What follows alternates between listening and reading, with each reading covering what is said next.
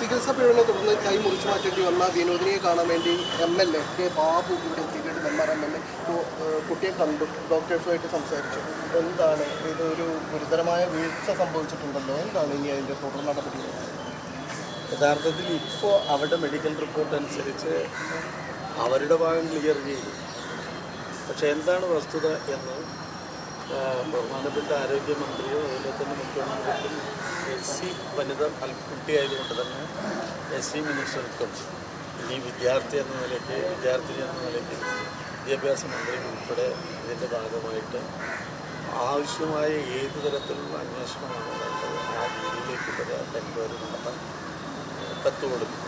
നമ്മളിപ്പോൾ സാധാരണ വീഴുമ്പോഴും അതുപോലെ തന്നെ കൈ കുട്ടികൾക്ക് സംഭവിക്കാറുണ്ട്. പക്ഷേ ഒരു കുട്ടിയുടെ കൈ 9 വയസ്സുള്ള കുഞ്ഞിൻ്റെ കൈ മുറിച്ച് കളഞ്ഞിരിക്കുകയാണ്.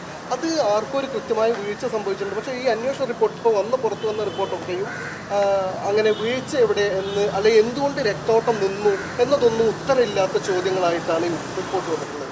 ഒരു ശരിയായ അന്വേഷണം ഉണ്ടാവും എന്ന് തന്നെ ഉറപ്പിക്കാവും. തീർച്ചയായും ഉണ്ടാവും.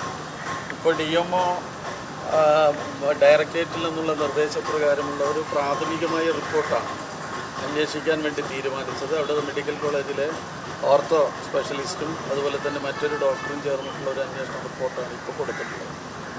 യഥാർത്ഥത്തിൽ ഇത് എങ്ങനെയാണ് എന്താണ് സംഭവിച്ചത് എന്നത് മെഡിക്കൽ റിപ്പോർട്ടിൻ്റെ അടിസ്ഥാനത്തിൽ മാത്രമേ നമുക്ക് പോലും പറയാൻ കഴിയുള്ളൂ. സ്വാഭാവികമായും അതിൻ്റെ ഒരു എൻക്വയറി ആവശ്യമായ രൂപത്തിൽ ഇടപെട്ടുകൊണ്ട് തന്നെ നടത്താൻ ഇടപെടുന്നതാണ് ഒന്ന്. രണ്ടാമത്തെ കാര്യം എന്ന് പറഞ്ഞാൽ ഇപ്പോൾ ഇവിടെ ഡോക്ടർ ജേക്കബ് അദ്ദേഹത്തിൻ്റെ പേഴ്സണൽ അഭിപ്രായ പ്രകാരമല്ലാതെ ഒരു മെഡിക്കൽ ടീമിൻ്റെ നിർദ്ദേശം അല്ലെങ്കിൽ ഒരു ടീം എന്ന നിലയിൽ 30-ാം തീയതി രാത്രി തന്നെ ഒന്നിച്ചു കൂടിയിരുന്ന് ആലോചിച്ചതിന് ശേഷമാണ് ഇപ്പോഴത്തെ ഒരു സാഹചര്യത്തിൽ മുട്ടിന് താഴെ കുട്ടിയുടെ കൈ മുറിച്ചു മാറ്റപ്പെടാതിരിക്കുകയാണെങ്കിൽ ജീവന് തന്നെ അപകടമുണ്ടാകുന്ന തരത്തിലേക്ക് വരും എന്ന ആ ടീം റിപ്പോർട്ടിൻ്റെ അടിസ്ഥാനത്തിലാണ് ഈ കൈ മുറിച്ചു മാറ്റേണ്ടി വന്നത്. എന്തായാലും ഇപ്പോൾ സംഭവിക്കാനുള്ളത് സംഭവിച്ചു. അപ്പോൾ ഈ കുട്ടി ഇപ്പോൾ ഓർമ്മ വന്ന സമയത്ത് ആദ്യം ചോദിച്ചതിൻ്റെ കൈ എവിടെ അമ്മ എന്നാണ് ചോദിച്ചത്. എല്ലാവരും ഞെട്ടലുണ്ടാക്കുന്ന ഒരു കാര്യമാണ്. ആ കുട്ടിയോട് എന്ത് മറുപടി പറയും? ഇനിയിപ്പോൾ ഉള്ളതൊരു പ്ലാസ്റ്റിക് സർജറി എന്നൊക്കെ ഒരു സാധ്യത എത്രത്തോളം? അതിന് സർക്കാരിൻ്റെയും MLA നിലക്ക് താങ്കളുടെയൊക്കെ സഹായം എങ്ങനെയായിരിക്കും? ഞാനിപ്പോൾ നേരിട്ട് കുട്ടിയെ കണ്ടതാണല്ലോ. നമുക്ക് മക്കളൊക്കെ ഉള്ളതല്ലേ, വേദനയുണ്ട്. ആ വേദന ഇപ്പോൾ ഉണ്ടെങ്കിൽ പോലും ആ കുട്ടിയുടെ ജീവനും ജീവിതവുമാണ് നമുക്ക് തിരിച്ചു കൊടുക്കേണ്ടത്. തീർച്ചയായും എന്ത് ചിലവ് വന്നാലും അത് ഗവൺമെൻറ്റിൽ നിന്നും അതിൻ്റെ ചിലവ് വഹിക്കാൻ ഇടപെടുന്നതാണ്. അതുപോലെ തന്നെ അത്തരം വരുന്ന ചിലവൊക്കെ വഹിക്കാൻ കഴിയാവുന്ന തരത്തിലേക്ക് ഞങ്ങൾ ജനപ്രതിനിധികളും നാട്ടിലെ ജനങ്ങളുമൊക്കെ ആ കുട്ടിയും കുടുംബത്തോടൊപ്പം ഉണ്ടാവും. അതാണല്ലോ ഇനി നമുക്ക് ആവശ്യമുള്ളത്. സ്വാഭാവികമായിട്ടും അതിനാവശ്യമായ രൂപത്തിലുള്ള ഒരു നല്ല ഇടപെടൽ നമ്മുടെ ഭാഗത്തു നിന്നും ഉണ്ടാവും.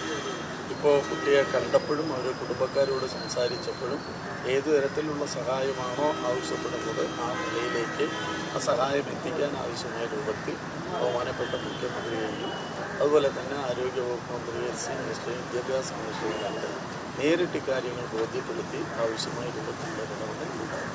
തീർച്ചയായും ഇങ്ങനെ ഈ പരിക്ക് പറ്റി കുട്ടി കോഴിക്കോട് മെഡിക്കൽ കോളേജിൽ എത്തിയ സന്ദർഭത്തിൽ നമ്മൾ സംസാരിക്കുമ്പോൾ അമ്മ നമ്മോട് പറഞ്ഞൊരു കാര്യം, ഞങ്ങൾ പാവപ്പെട്ടവരല്ലേ സാറേ, നമുക്ക് ആരും ഇല്ലല്ലോ എന്നാണ്. എന്തായാലും ഇപ്പോൾ MLA പറയുന്നത് സർക്കാർ പൂർണ്ണമായും ആ കുടുംബത്തോടൊപ്പം ഉണ്ടാകും, അവർക്ക് എന്ത് ചെലവ് വന്നാലും അതുണ്ടാകും. അതോടൊപ്പം തന്നെ മറ്റൊരു കാര്യം കൂടി കുടുംബം പറയുന്നത്, കുറ്റക്കാരായ ആളുകൾക്കെതിരെ ശിക്ഷാ നടപടികൾ ഉണ്ടാകണമെന്നാണ്. അത് പ്രാഥമികമായി ഇപ്പോൾ കുറ്റക്കാരെ സംരക്ഷിക്കുന്ന, വീഴ്ച സംഭവിച്ചവരെ സംരക്ഷിക്കുന്ന തരത്തിലുള്ള ഒരു പ്രാഥമിക റിപ്പോർട്ടുകളൊക്കെയാണ് പുറത്തു വന്നിട്ടുള്ളത്. പക്ഷേ വീഴ്ച എവിടെ നിന്നാണ് എന്നത് കൃത്യമായി കണ്ടെത്തുമെന്നും കുടുംബത്തിന് ആവശ്യമായ സഹായം ഉറപ്പാക്കുമെന്നാണ് ഇപ്പോൾ കെ ബാബു MLA പറഞ്ഞിട്ടുള്ളത്. ക്യാമറ പേഴ്സൺ മുഷ്താഖിനൊപ്പം അനീസ് അലി, മീഡിയ 1 കോഴിക്കോട്.